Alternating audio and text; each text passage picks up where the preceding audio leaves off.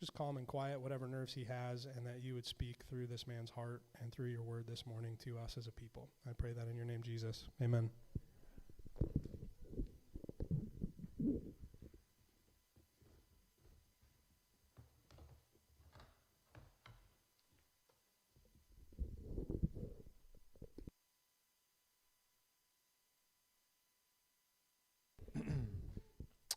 While I get set up here, we're gonna continue in Daniel, right? We've been in this for 6 months now, maybe more. While I'm getting set up here, why don't you go ahead and either turn to it in your Bible or pull it up on your app. We're gonna be what we've been doing at the beginning of these sort of introductions to the new chapters is we've been sort of reading through the entire text, right? So it's a lot of text to be able to fit on the screen. It would be kind of like overwhelming. I'd be just kind of like going through slide after slide. So instead of that, I'm just going to ask you to follow along with me as we go. So let me get set up here while you pull that up. I wanted to use this old music stand that we found that sort of lives here at House of Grace. So I'm trying to get it set up so that it works for me here. So like I said, we're going to be in Daniel 8.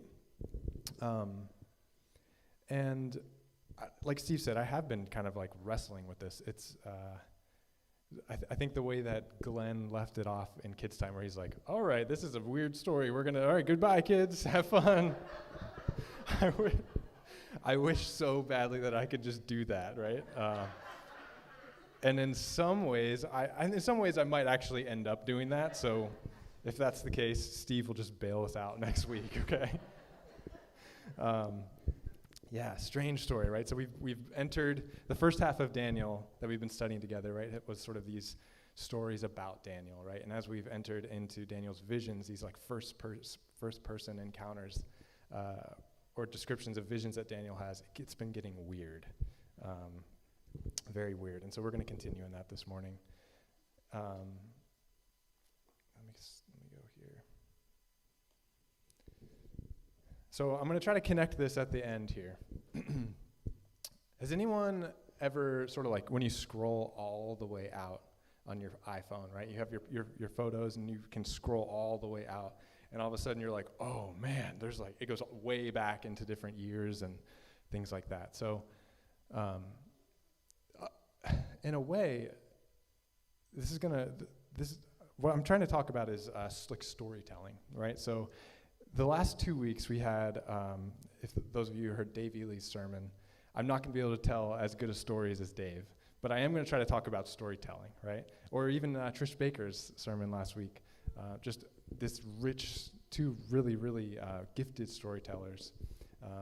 I'm not quite as gifted in that way, but I do want to talk about storytelling. And C.S. Lewis in Mere Christianity, has this kind of incredible way of talking about God's sovereignty or God's like existence with time in particular, but it's going to be relevant for us as we dig into this passage. He talks about God as like a writer, right? So God's relationship with us is one of a writer. So like he'll sit down and write something like so-and-so went to the store, and then he might get up and go have a cup of tea and do something like that. But it doesn't interrupt the actual linear narrative of the story as we would sit down to read that text, right? So it's sort of like this, some other time and place that God's existing in, right? And so this vision that Daniel has kind of talks about that. And I was thinking about, do you remember contact sheets for like old analog photography, right?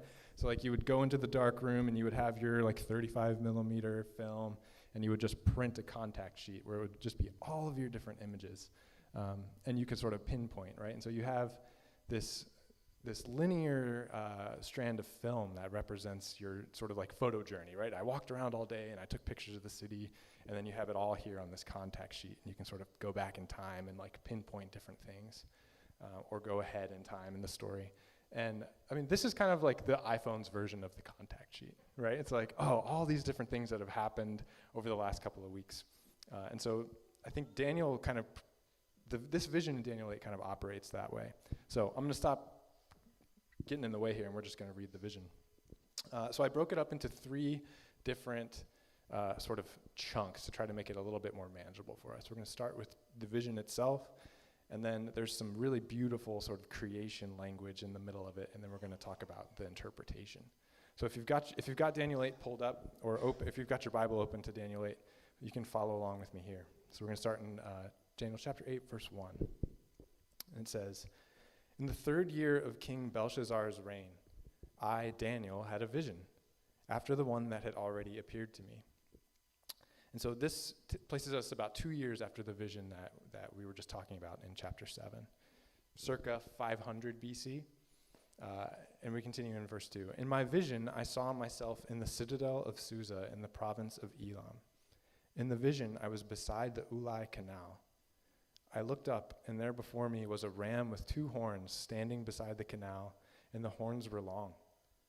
One of the horns was longer than the other, but grew up later. I watched the ram as it charged toward the west and the north and the south. No animal could stand against it, and none could rescue from its power. It did as it pleased and became great. As I was thinking about this, suddenly a goat with a prominent horn between its eyes came from the west, crossing the whole earth without touching the ground. It came toward the 2-horned ram I had seen standing behind the canal and charged at it in great rage.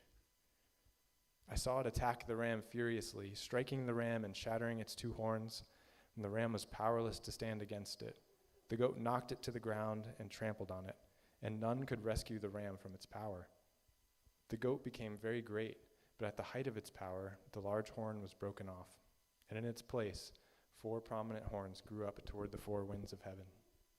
Out of one of them came another horn, which started small but grew in power to the south and to the east and toward the beautiful land. It grew until it reached the host of the heavens, and it threw some of the starry host down to the ground and trampled on them. It set itself up to be as great as the commander of the army of the Lord. It took away the daily sacrifice from the Lord, and his sanctuary was thrown down. Because of rebellion, the Lord's people and the daily sacrifice were given over to it. It prospered in everything it did, and truth was thrown to the ground." Strange, intense, and violent, and bizarre. Right? So just to briefly summarize this vision that Daniel has, he finds himself not in Babylon, right, but in Susa, which is in modern-day Iran, and he's standing by a canal. While he's standing there, he sees a ram with 2 horns, but one of them is longer than the other one, and he says that he sees it come up later, right? So there's some kind of sense of passing of time. And then as he's observing the ram, he sees a goat coming from the west, moving so fast that it doesn't even touch the ground, right?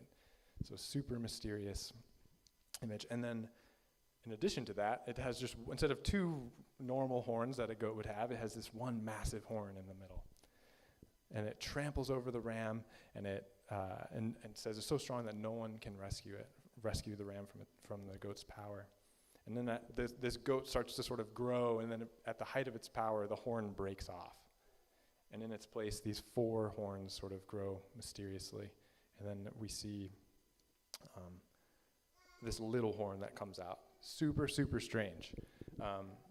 And one thing I want us to keep in mind as we keep moving through is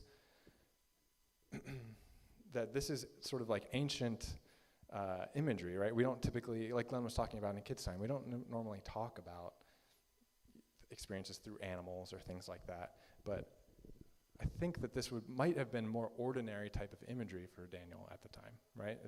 It may have just been more ordinary for him to sort of see the relationship between these 2 things. And so I want us just to hang on to that. And so as we're going through, I just pulled some pictures out of my contact sheet, if you will, right, of my camera roll from my phone. Things that I've just observed over the last couple of years that actually I feel like have real prominence and relevance to the story that we're talking about. So let's continue. This is the sort of, we're going to pick it back up in verse 13. And there's some really beautiful things that happen in these next couple of verses. So if you want to follow along, it says, "Then I heard a holy one speaking, and another holy one said to him, 'How long will it take for the vision to be fulfilled?' the vision concerning the daily sacrifice, the rebellion that causes desolation, the surrender of the sanctuary, and the trampling underfoot of the Lord's people. He said to me, "It will take 2,300 evenings and mornings, then the sanctuary will be reconsecrated." While I, Daniel, was watching the vision and trying to understand it, there before me stood one who looked like a man.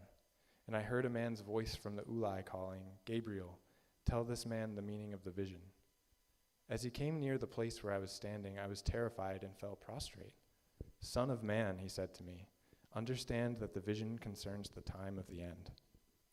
While he was speaking to me, I was in a deep sleep with my face to the ground. And then he touched me and raised me to my feet.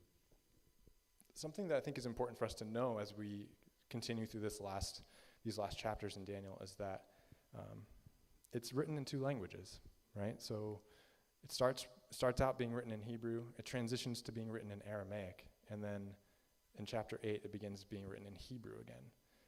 So that's important to us in these 5 verses because there's some distinct references to creation that are happening here that I believe if we were listening, like as the audience would have been listening to this story, right? Listening to this story being told in Hebrew or read in Hebrew, they would recognize the story, right? They would recognize it would be these sort of like signposts back to Genesis. So here, for example, we'll go through a couple of these verses here. In verse 14, it says, "It will take 2,300 evenings and mornings," right? And so that evenings and mornings is this sort of rhythm that we see in Genesis 1, right? It says in verses Genesis 1, 3 through 5 says, "God said, 'Let there be light,' and there was light." We know the story. "God saw that the light was good, and he separated the light from the darkness. God called the light day, and the darkness he called night.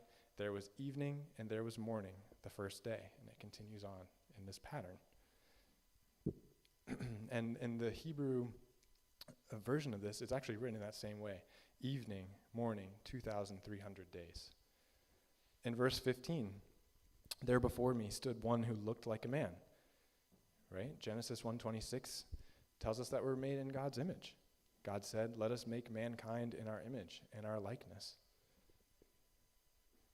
Verse 16, "And I heard a man's voice from the Ulai calling," right? So he's calling from the canal, he's calling from the water.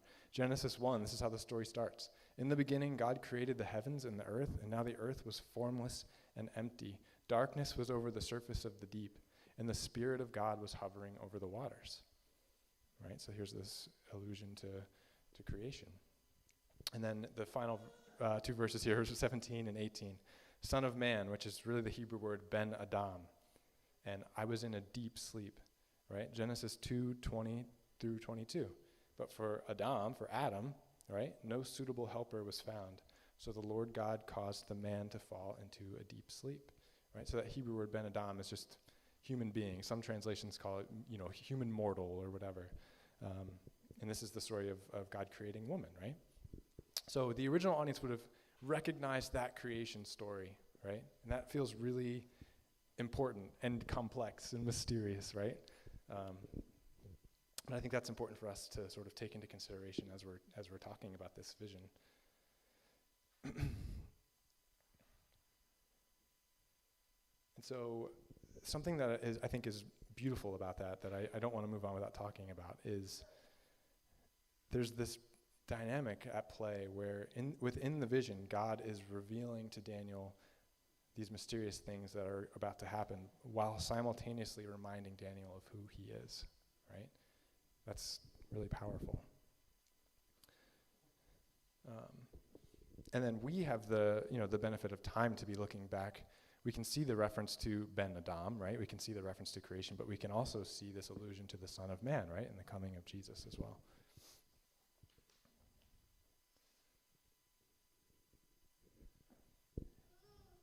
I'll talk about this in a second. Let's continue. In verse 19, this is where we get into the interpretation.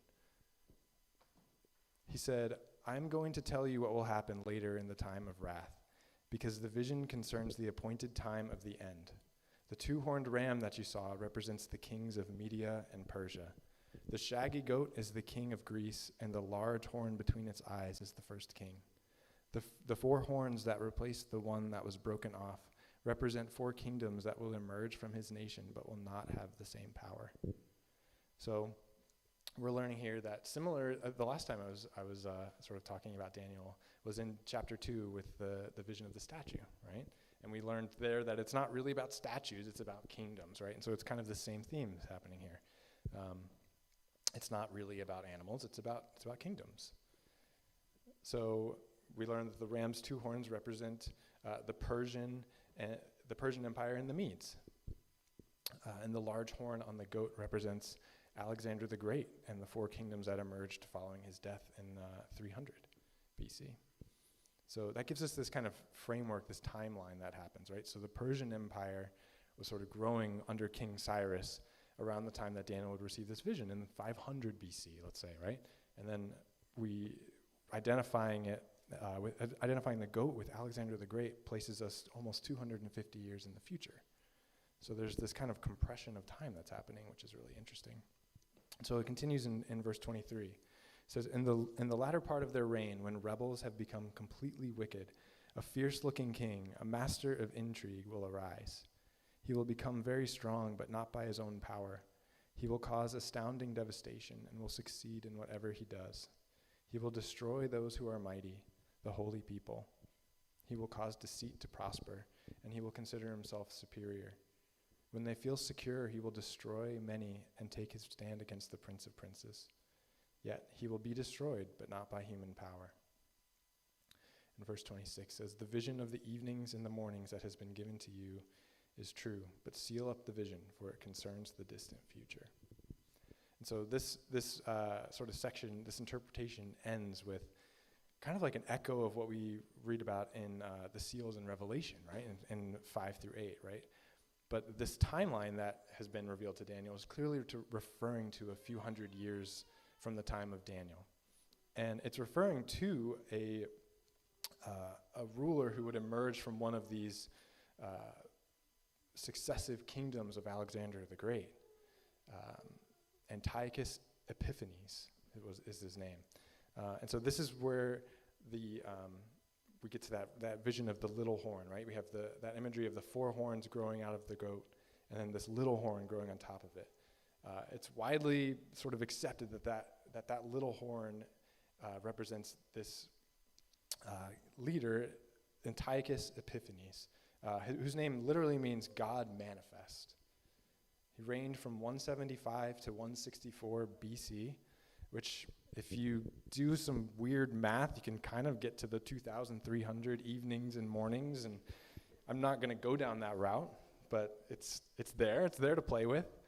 And Antiochus is known for fiercely persecuting the Jews, which caused the Maccabean rebellion, which we can read about in 1st and 2nd Maccabees, which are part of the biblical Apocrypha.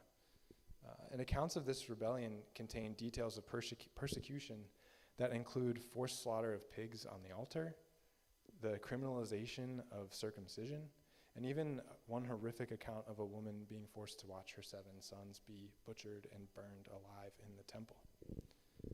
Really, really bad guy, evil person. And so for me, this is where this vision starts to feel heavy and complex.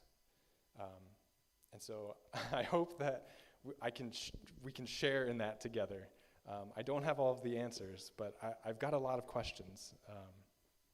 So one observation here, right? The violence and the transformation that Daniel witnesses in the first half of this vision between the goat and the ram, sort of clashing, right, between the kingdoms of Persia and Macedonia, that spanned more than 250 years, right?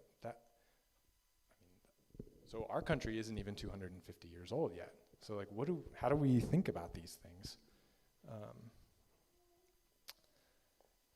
And so I think this is where we start to get at that idea, I was, kind of like, talking about the contact sheet at the beginning of this message. And I think that this is where we start to sort of pick at that idea about God's relationship to us, God's relationship to our kingdoms, God's relationship to time. And it's complex God's relationship with time is complex, and it's all sort of captured here, right? We also know, prior to reading Daniel, we read through Nehemiah. King Cyrus, who was the Persian king, is responsible for releasing the Babylonian exiles and financing the reconstruction of the temple, right? So we read about that in 2 Chronicles and Ezra and Nehemiah. In this same vision, we're also is being revealed to Daniel the horrific acts that Antiochus will have in that very temple. Antiochus will like sort of enact in that exact temple. So what do we do with that? It's this, there's good and evil and time being compressed in all these different ways.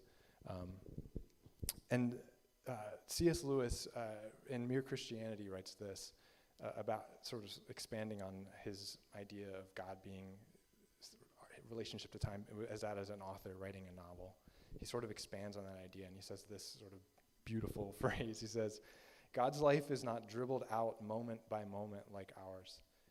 With him, it is, so to speak, still 1920 and already 1960. Or for us, it's still 550 BC and already 2021 AD. If you picture time as a straight line along which we have tried to if you picture time as a straight line along which we have to travel, then you must picture God as the whole page on which the line is drawn, right? So if we picture time as a straight line that we're traveling along, God's the page that we're drawn on, right? The contact sheet, right? And so let's also revisit the creation language one more time. We all studied Alexander the Great in school at some point, right? I did. I know who Alexander the Great is, right? It seems important that such a prominent, well-documented leader and nation are represented by a goat. It's kind of interesting.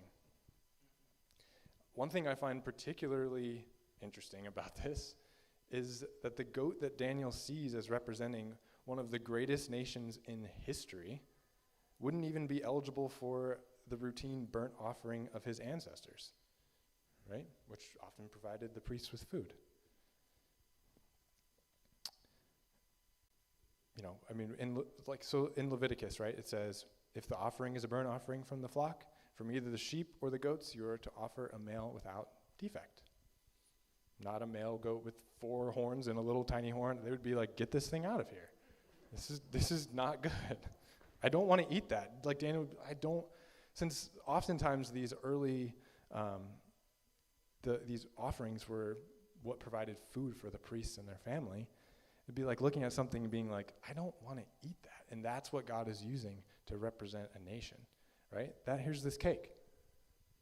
Here's this cake that we got donated to Vive a couple of years ago, right? I've got someone on July 5th decided to drop off a Freedom and USA Honor Liberty cake that was stale and sat at our kitchen for 2 weeks. The mice enjoyed it, though. It's kind of like that. Do you see how I'm trying to make those connections there? It's like it's okay, it's food, but it's not good, it's not holy either. And the reason I'm sort of like hammering the point on this creation language is this. It's important that where we see or we remember a mighty nation, right? We remember mighty nations and we talk about them. God might see mutated creation, right? That feels really important. We remember these great nations, but God sees like this stale cake. He's like, it's okay. I'll eat it. It's just not all that good. And so I do want to be careful because I think it's easy to be able to point back at big leaders, right? And say, it's easy to point at, someone like Alexander the Great or King Cyrus or Antiochus and some of the evil, like atrocities, real evil that he walked out. But we're also the rebels in the story, right? Like this is some of the language from earlier in this interpretation, that word rebel, right? We're rebels in the story as well. And God is trying to write the story of restoration and reconciliation.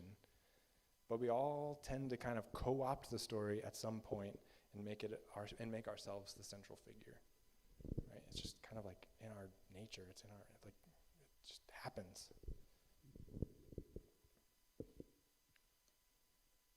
And so, one more verse left, and it's Daniel being worn out. I'm worn out too. Are anyone else tired? Anyone just like tired? Like, verse 27, it says this: I, Daniel, was worn out. Yeah. I lay exhausted for several days. Then I got up and went about the king's business. I love what Trish said last week. Sometimes you just need to take a break. Like, just quit for a couple days. That's holy advice. Or Cheryl, a couple of weeks ago, as I was walking down the street, like running back and forth between my sort of weekly routine is running after a meeting over at the church office to like put one of my kids down for nap, right? That's my routine, just hustling back and forth down Delavan all day. And Cheryl is doing her trash pickup prayer walk, and she's like, sometimes you just need to say a holy no, Yeah. It's okay to be worn out. It's okay to be tired. It's okay to be overwhelmed, right? Because when we're overwhelmed, we're actually in good company, right? When we're overwhelmed or disoriented, we're in the company of the saints, right? We're in the company of Daniel. We're in the company of God himself, right? Who, as Jesus was getting ready to be, sort of preparing to be crucified, right? Just steps away from where 2 centuries earlier Antiochus had executed people in the temple, right? They committed horrific acts of violence. Jesus is in the Garden of Gethsemane with his disciples, and he says, "My soul is overwhelmed with sorrow to the point of death. Stay here and keep watch with me." Right? So when we're overwhelmed and disoriented, we're in good company, right? So let's remember that. That's encouraging to me.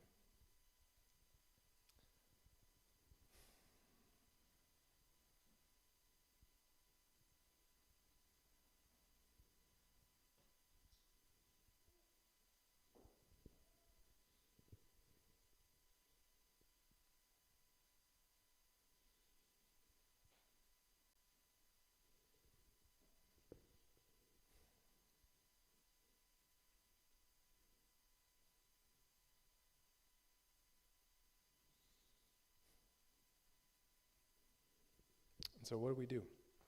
Right? What do we do? In the midst of this rebellion, right? If we want to see ourselves as rebels in this story too, right? Even in our small little daily ways, we have typical ways of setting up our own little kingdoms, right? I do. I set up my own little kingdoms. We have our own ways of becoming God manifest, right? And just in our daily routines, in our daily ways. So what do we do with that? How do we respond to that? I think it's remembering the story, recognizing the story, right? Remembering the story that we're in.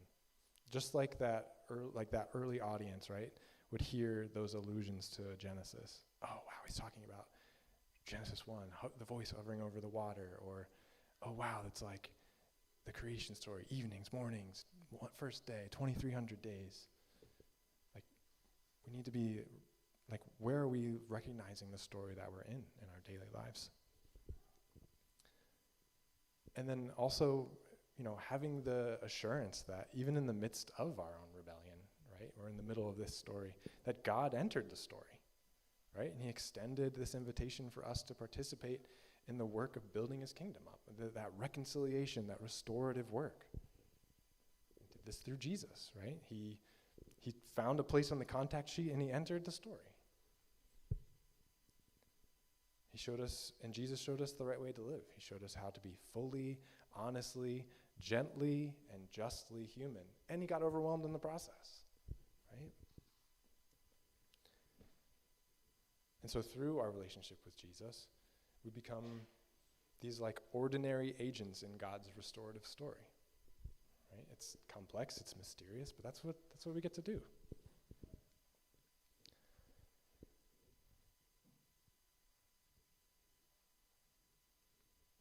And so I love that, to sort of reference back to what Jesus said in the garden, where I'm overwhelmed, like, I don't know what to do. He says, stay here and keep watch with me, right? Stay here and keep watch with me. Here's this is, I don't know, a year ago. Just walking down the street to pick up a pizza. I think the Bills were playing that day. Over by Sports City, and I'm like, that's weird. There's a couple years ago they had torn this house down, and this just lone sunflower is growing up. It's probably small from there, but there is a little sunflower, tiny little sunflower right there, and it's just oriented towards the sunset. Right? There's all this like abandoned lot. It's just like all the dead vines growing up. It's just like a kind of a desolate scene, right? And then just this little sunflower just facing the sunset, right? It's just like what? So I think it's silly, but I think that's kind of like what we're supposed to do, right? There's your image, right? Like, okay, the sunflower knows this part in the story, right? Just here we go. Where's the sun? I found it. There it is. It's that simple and that complicated, right?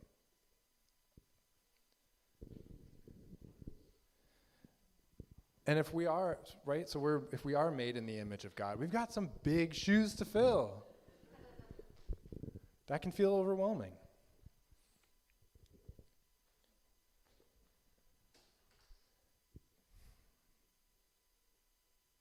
But all we have to do, we just need to reorient ourselves to the story.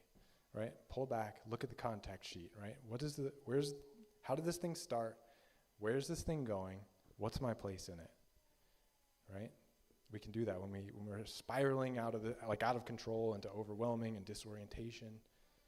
Pull back. Where did this start? Where's it going? Where's God at work in my life right now? Where's God at work in my life today?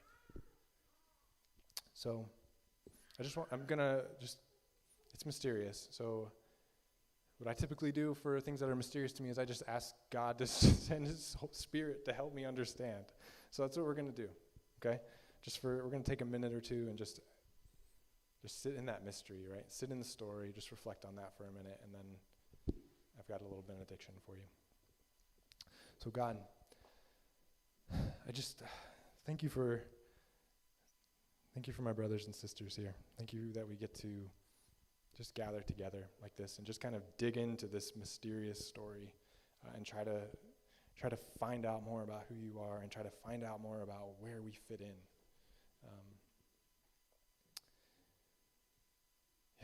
It can be overwhelming, and I just ask that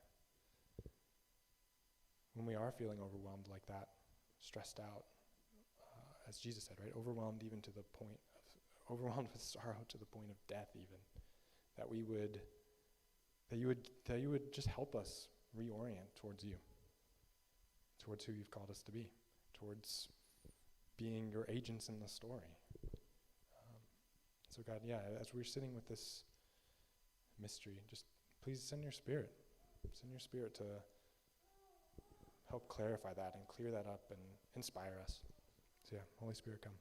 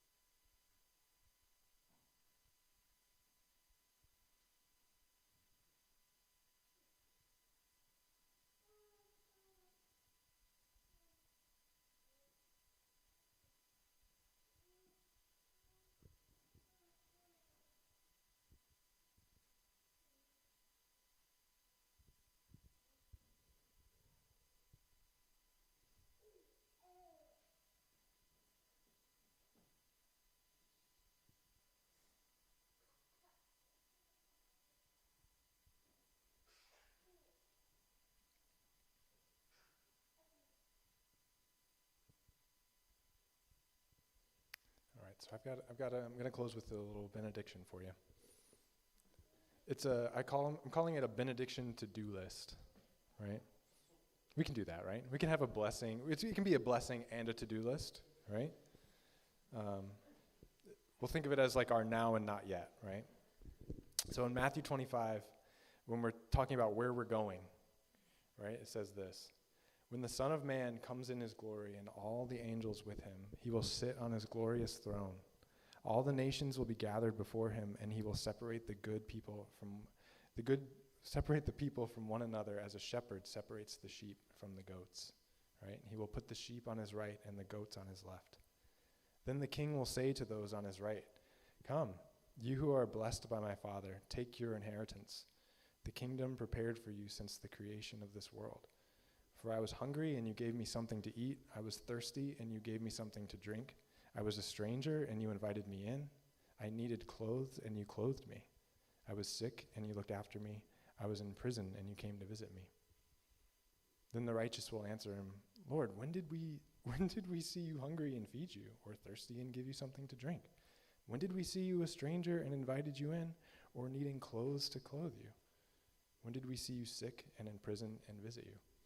And the king will reply, "Truly I tell you, whatever you did for one of the least of these brothers and sisters of mine, you did for me," right? So that's our homework. That's both our blessing and our action item, right? That's how we reorient ourselves into the story. And so that's our homework, right? And just take it one day at a time, one moment at a time. All right, so love you guys.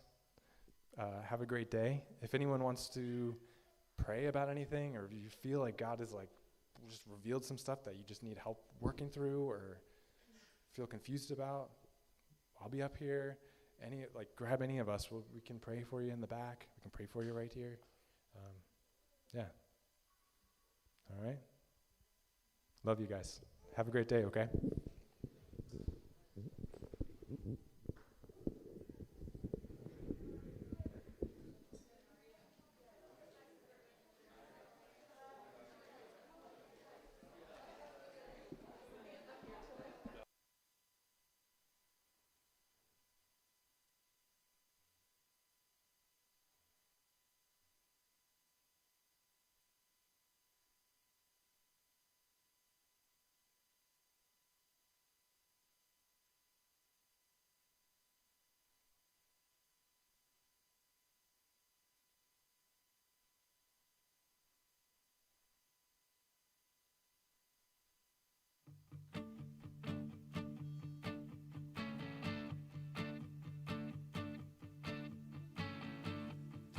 I am not the voice that rules the thunder.